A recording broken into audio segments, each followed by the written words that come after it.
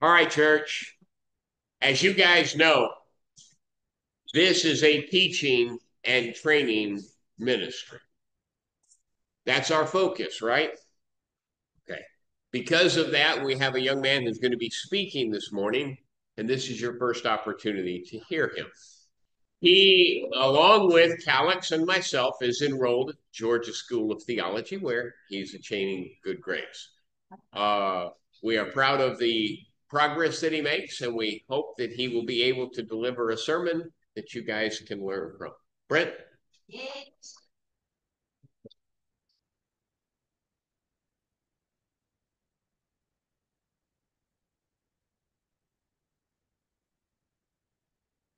Again, I'd like to greet everyone a wet Sunday morning.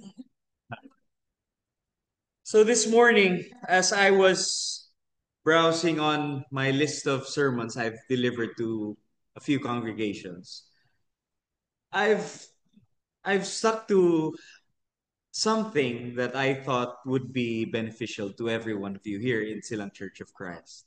And today, this morning, we'll talk about something that you've probably heard before, and maybe this sermon has been already delivered a lot of times here in Silang.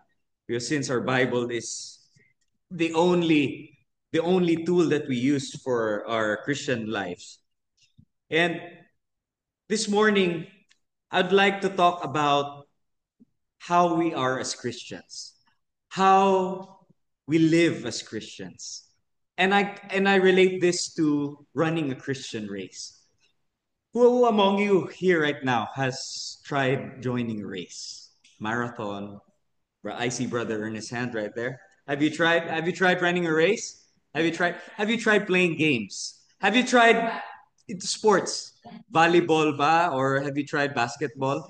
So since you know the mechanics, since you know the dynamics of joining a race, joining a sport, in the Philippines, we happen to have we happen to be a fan of sports, correct?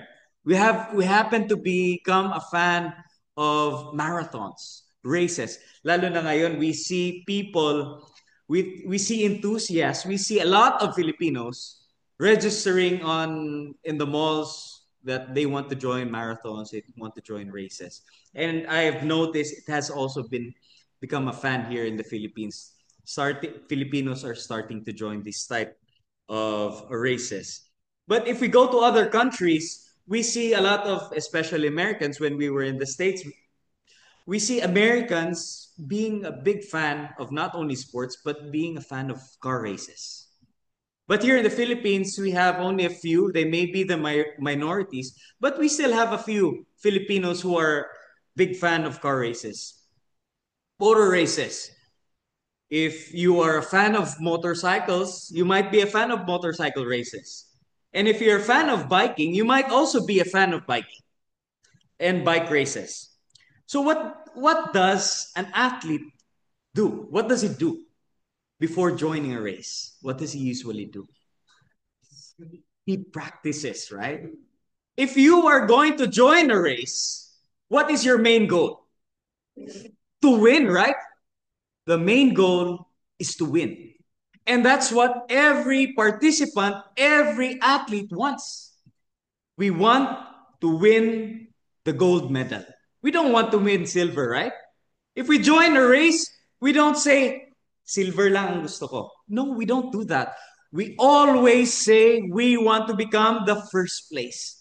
And if we join quiz bee, spelling bee in classes, we always want to be the first, right? Right? If you have children, if you have mga apo, you say to your apo, apo, dapat third place ka lang. No, we don't say that, right? We always want him or her to become the first place. Who among you parents, grandparents, masaya or happy that their apo or their child is first honor? First honor. Di ba first? Everybody wants that, right? Everybody wants that. But before we would be able to win the gold medal, we have to be what? We have to train. We will not be able to win a race if you are not jogging outside. We will not be able to win a basketball sport or a basketball competition if we do not practice basketball. We will not be able to win our bike race if we will not be biking every day, every time that we are available. We will not be able to win a quiz bee if we will not practice, if we will not read. And if we compare that to our Christian lives, let's compare it, let's bring it back to the Bible. As Christians, we should be, this has been mentioned a couple of times by Brother Ernest, we should be training. And that's why our message this morning, we will be talking about the Christian race. If you have your Bibles with you, kindly open it up in the book of Hebrews, chapter 12, verse 1 to 2. Hebrews chapter 12, verse 1 to 2. And we'll be reading this at the same time. Hebrews chapter 12, verse 1 to 2.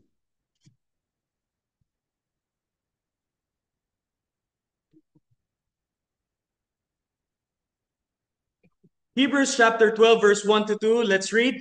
Therefore, we also, since we are by so great a cloud of witnesses, let us lay aside every weight and the sin which so easily ensnares us, and let us run with endurance the race that is set before us. Verse 2. Looking unto Jesus, the author and finisher of our faith, who for the joy that was set before him endured the cross, despising the shame, and has sat down at the right hand throne of God. It was written, the book or the scripture was written to a group of confessing Christians who were tempted to go back to Judaism. So the book of Hebrews is a letter to the Christian Hebrews who were trying to live a Christian faith. But there were people on the sidelines around them who were trying to don't be a Christian. Don't be a Christian. Don't follow that. And this is what the Christian in the book of Hebrews we are talking about. They were trying to be forced back to go back to Judaism, which was their tradition or traditional Judaism. In the book of Hebrews, it also tells us that it also talks about, since the book of Hebrews is known about the book of faith. If we read in Hebrews chapter 11 to 12, it talks about the faith of Abel, the faith of Enoch and Noah, Abraham, Moses, so on and so forth. That these people of faith endured the test of time, endured the sufferings, and overcame the obstacles that ran to the race of faith.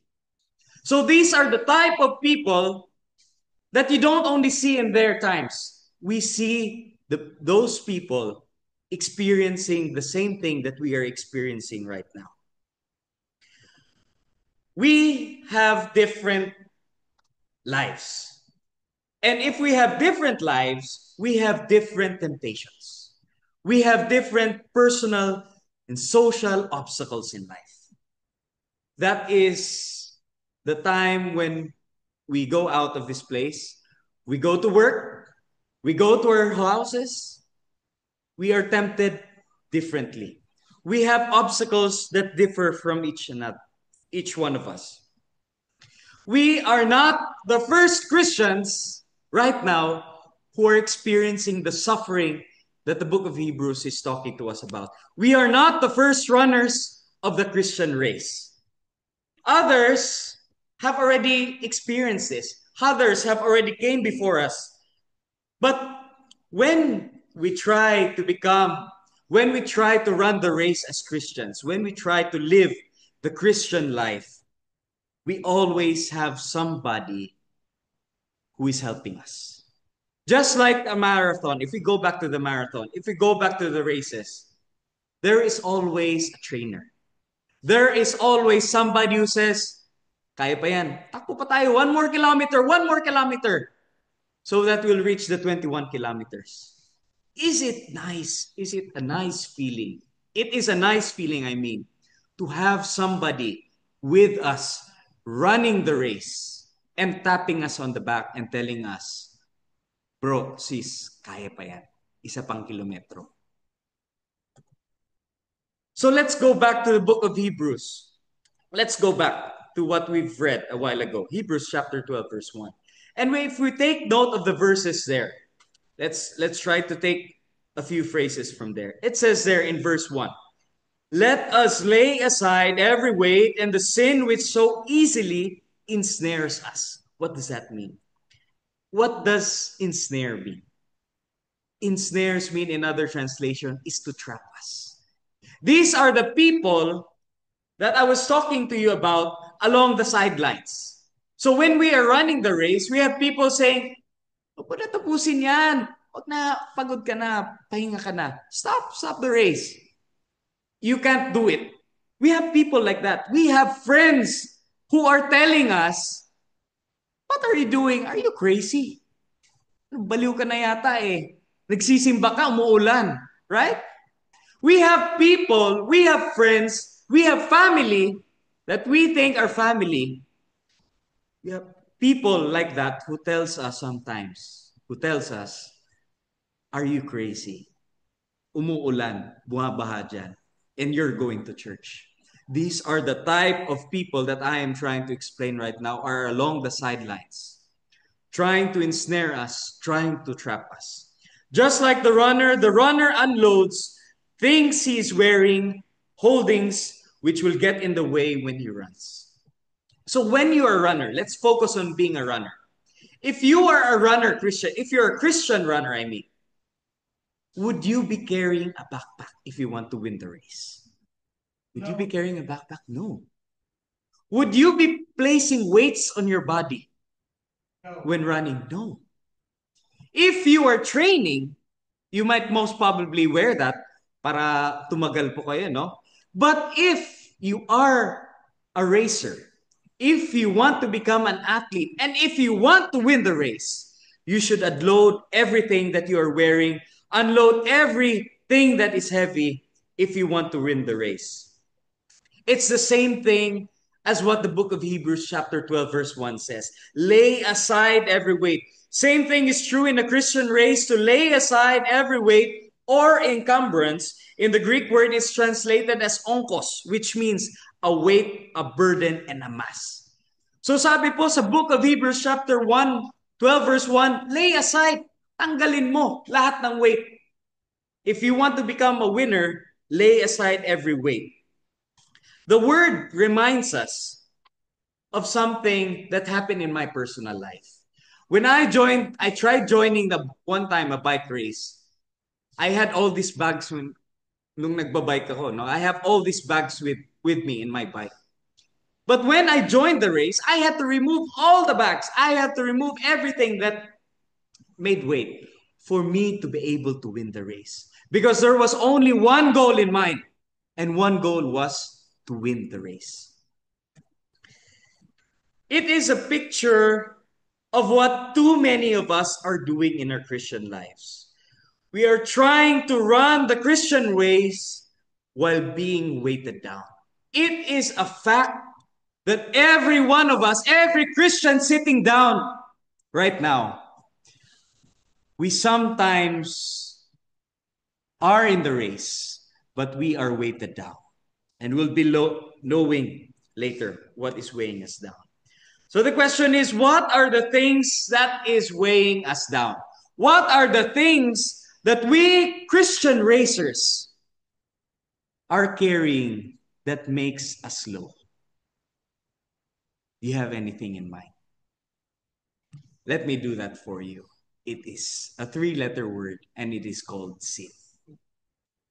If we Christians want to win the race, if we want to win the crown of life stated in book of Revelations, we won't get that if we are weighted down. We will not win the race if we are weighted down. We will not be able to receive the crown of life if we have the 3-letter word, which is sin, that we are carrying with us. Take a moment and reflect today and ask yourself, what is weighing you down? What type of sin? What sin is weighing down and keeping you from being a follower of Jesus? Sometimes, brothers and sisters in Christ, sometimes it is a three-letter word, which is sin. But sometimes we make it a sinful habit. And that is what is weighing us down. Something, when we say sinful habit, it is something you put too much attention to. Diba? Sometimes when we wake up, after tomorrow would be Monday, and we'd be going our separate lives, we'd be going to our homes, we'd be going to our workplaces, and sometimes we go back to our sinful habit. Sometimes we forget that yesterday was Sunday. And then when Saturday comes, Sunday na naman. It is our sinful habit. It comes and it goes. When we sin, when we make sin a habit, it is a way of showing that we have love for this world. That we love things for this world. It is time as Christians to lay aside everything or something that you know is slowing you down spiritually so you can continue to run the Christian ways. We would not be able to win the race, brothers and sisters of Christ, if we do not lay things aside, if we do not lay sin aside. Our second point this morning is to run with endurance. And we'll be talking about endurance in a few minutes later. Christian life is not a sprint. It is a marathon. Sino gusto manalo ng Christian race right away? You want to win the Christian race right away? I'm telling you, brothers and sisters in Christ, I'll be giving you an example. When you're baptized right now, for 1 month, you live a life as a Christian. The next month, you don't. That is my definition of being a sprinter. Yung nakikita po natin, 100-meter race, right? And we have 21-kilometer race. We have maybe 100-kilometer race. And we have Ironman and other sorts of races. That is a marathon. Longer races. But in the Christian lives, in our Christian lives, we do not see Christian living, being a Christian, as a sprint. Hindi po nagtatagal po mga kapatid ng 1 month. It doesn't happen for only 1 month. It doesn't happen for 2 months. It doesn't happen, brothers and sisters in Christ, for 1 year. It doesn't happen for 5 years. It doesn't happen for 10 years, 20 years. It happens throughout our lives. Until we die, we will finish the race. How many people have set out to follow Christ and have turned aside after some period of time? And this is a reality. We see members of the churches of Christ, members with us today for a month, and they're gone for the next month. Ladies and gentlemen, brothers and sisters in Christ, the Bible tells us that we should run with endurance. We should run a marathon. We should run a race that would include the rest of our lives. Not a 100-meter sprint, not a short run, but a marathon. The Bible mentions about the parable of the soils in Matthew chapter 13. If you have your Bibles with you, kindly open up in the book of Matthew chapter 13. And let's go there. Matthew chapter 13, verse 3. Let's start with verse 3. So, before we read that, in the book of Matthew chapter 13, verse 3 and 4, let's read until verse 3 and 4. It mentions about a parable of the soils. And I'd like to describe this as a gospel sown in the world like a seed. When the gospel is likened in the book of Matthew chapter 13, it says, the gospel is likened to a farmer planting. So let's see. Let's start from verse 13. Let's read it. Matthew chapter 13, verse 3 to 4. Then he spoke many things to them in the parable, saying, Behold, a sower went out to the sow. And as he sowed, some seed fell by the wayside, and the birds came and devoured them. So what happened to the seed? What happened to the seed in verse 4? The seed was planted on the wayside. The seed was thrown in the wayside, meaning was thrown in the streets. It was not purposely, meaningfully planted. It was just thrown. And what happened? It could have grown a little bit, but it says here in verse 4, the birds came and devoured them. Meaning, the gospel was sown on the wayside. It was not purposely planted. It was not meaningfully planted. It was eaten by the birds. In verse 5, let's read down verse 5. Some fell on stony places where did not have much earth, and they immediately sprang up because they had no depth of earth. So some of the seed were planted on thin soil. If you are a farmer, would you plant your seed on thin soil? You won't do that, right? Because the plant needs to grow its roots for it to be able to stand the test of time.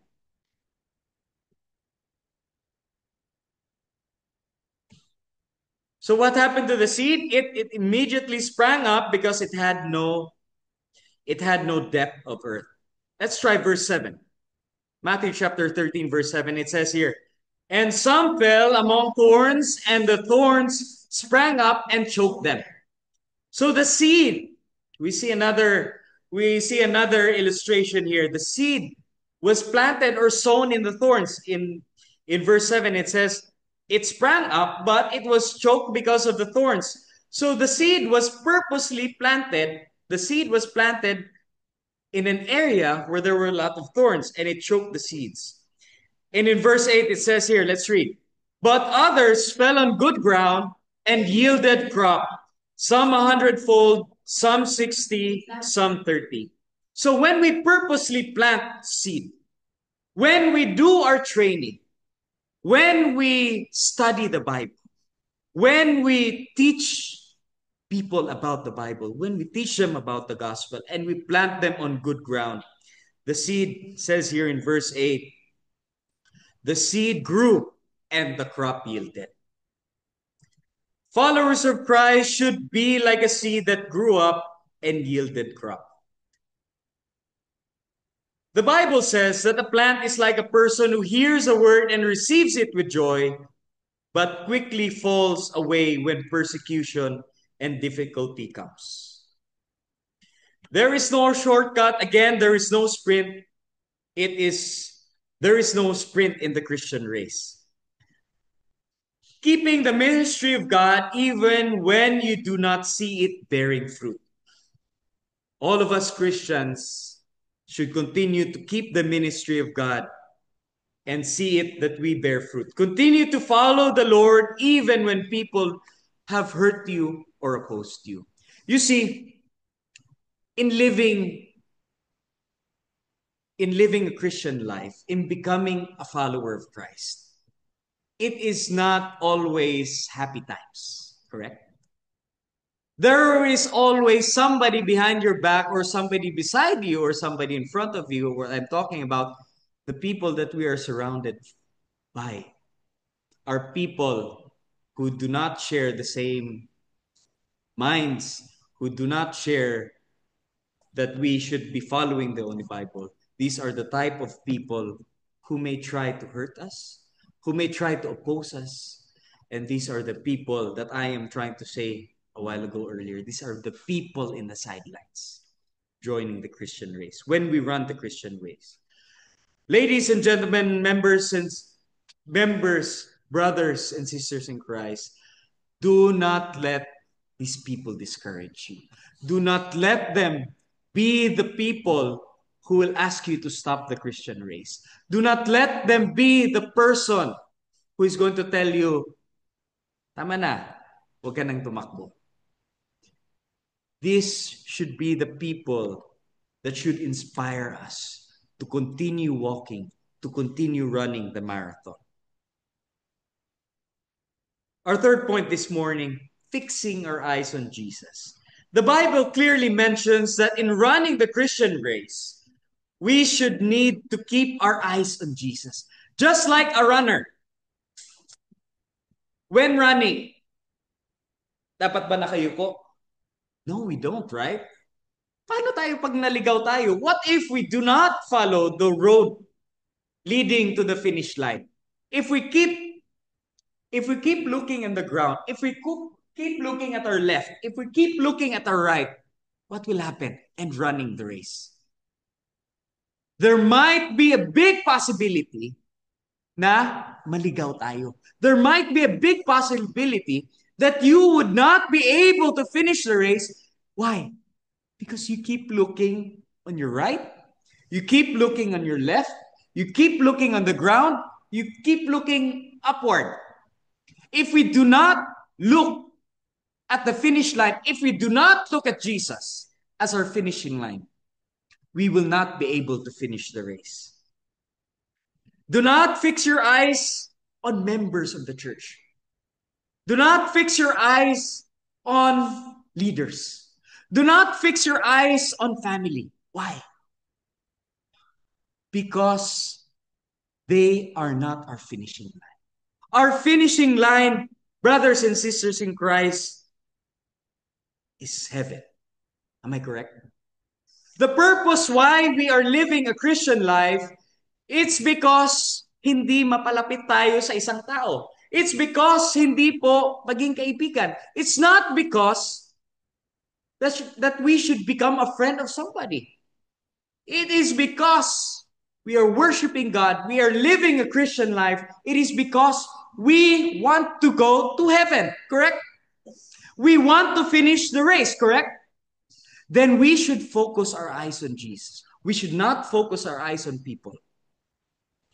We will not finish the race if we keep our eyes on people around us. As I have said, members of the church, preachers, church leaders, if these are the only people that makes you not finish the race, then I'm sorry to say, brother, sister, you will never finish the race. So again, somebody hurts you. Somebody, if you falter, if you try to, if sometimes we're human beings, right? We get hurt, we see the mistakes of other people. We see we see anything that is a mistake. That's normal. We're human beings. We commit mistakes. But let me remind you, and I would like to remind everyone who is sitting with us right now, remember that our goal is to reach heaven. Our goal is Jesus Christ. And our goal is not a person. Always remember that we are living in a world full of human beings. Everybody makes mistakes. I make mistakes. Maybe Brother Dennis makes mistakes. Maybe Brother Ernest also make mistakes. And I'm sure some of you right now sitting with us also make mistakes. That's why we should remember, brothers and sisters in Christ, we should not focus on the persons beside us. We should not focus on the person standing here in front of us. We should always focus on the main goal, which is Jesus Christ and going to heaven. For a conclusion this morning,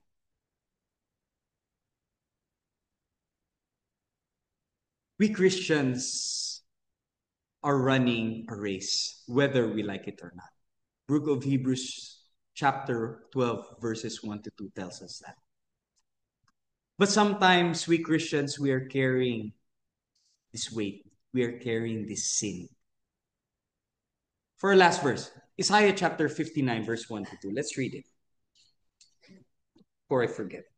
Isaiah chapter 59, verses 1 to 2. Isaiah chapter 59, verse 1 and 2. Okay. Okay. Let's read it. Behold, the Lord's hand is not shortened, that it cannot save, nor his ear heavy, that it cannot hear. But your iniquities have separated you from your God, and your sins have hidden his face from you. Verse 1, it says, before I end my conclusion, it says here in verse 159, chapter 59, verse 1, the Lord's hand is not short. Okay? His ears is not heavy. He can hear you. His hand is not short that he can't reach you. But what did it say here in verse 2? But your iniquities have separated you from your God. What does it mean? It is our sin that separates us from our God. It's not God's hand that's short. It's not God's ears that are heavy. It is our sin that separates us from God. It is the sin that we carry in the Christian race that would make us not finish the race. So what do we have to do? We have to unload them. We have to remove them. We have to make it as light as possible. Do not look at other people. Again, look at the finish line. Look at Jesus. Look at heaven.